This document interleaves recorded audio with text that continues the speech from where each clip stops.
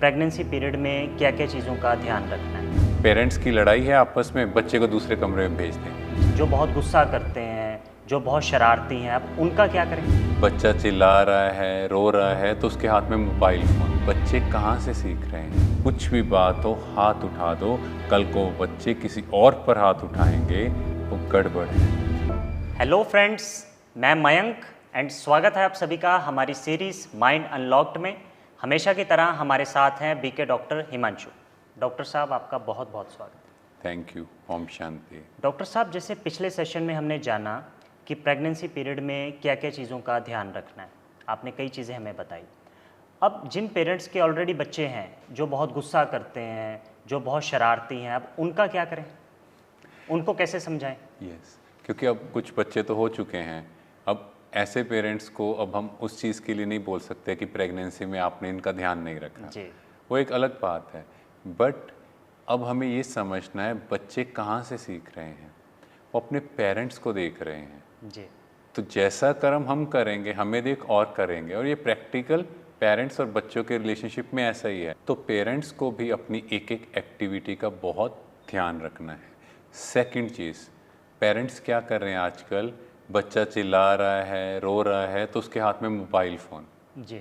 अब वो क्या कंटेंट देख रहा है, उससे भी तो बच्चे के मेंटल स्टेट पे इफ़ेक्ट आ रहा है। जी। और बच्चे का जो ब्रेन है वो 90% बाय 5 इयर्स एज तक डेवलप हो जाता है।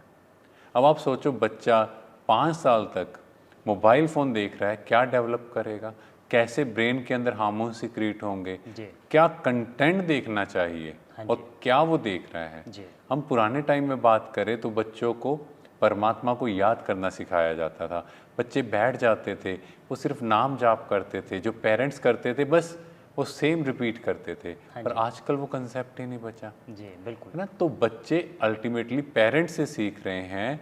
और उसके बाद घरों में माहौल भी कैसा है, लड़ाई झगड़े चल रहे हैं, या फिर ये करेंगे पेरेंट्स की लड़ाई है आपस में, बच्चे को दूसरे कमरे में भेज देंगे। जी।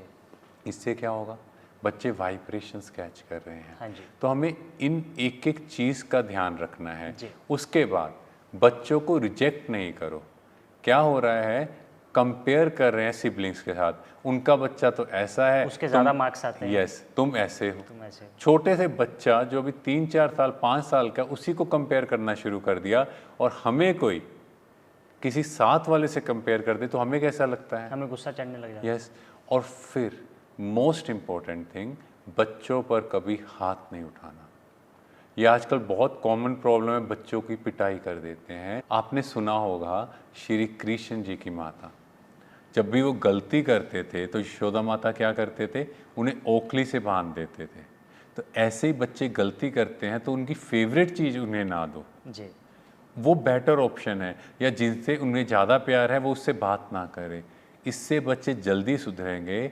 हाथ उठाना ये कोई सोल्यूशन नहीं, क्योंकि आज हम उनके अंदर ये संस्कार डाल रहे हैं कि कुछ भी बात हो हाथ उठा दो, कल को बच्चे किसी और पर हाथ उठाएंगे वो गड़बड़ है। तो इसीलिए हम सबको ये नहीं देखना कि वो बच्चा आज गुस्से वाला है, आज उसका नेचर ऐसा है तो इसकी पिटाई से ही मुरम्मत होगी, कुछ नहीं होना। आप कितने ही पेरेंट्स से बात कर लो, कोई बच्चा पिटाई से सुधरा आज तक नहीं। तो फिर हम प्यार से बच्चों से डील करें, बहुत प्यार से उनसे बात करें, जो उनकी प्रॉब्लम्स हैं उन्हें सुने, उन्हें उसका सल्यूशन दें, जी। ना कि उनको रिजेक्ट करें, लोगों से कंपेयर करें। जी, शुक्रिया डॉक्टर हिमांशु। Thank you.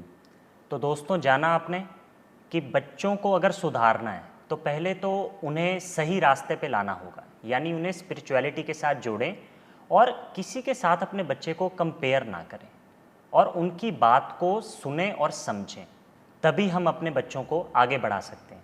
तो मिलते हैं दोस्तों हमारे नेक्स्ट एपिसोड।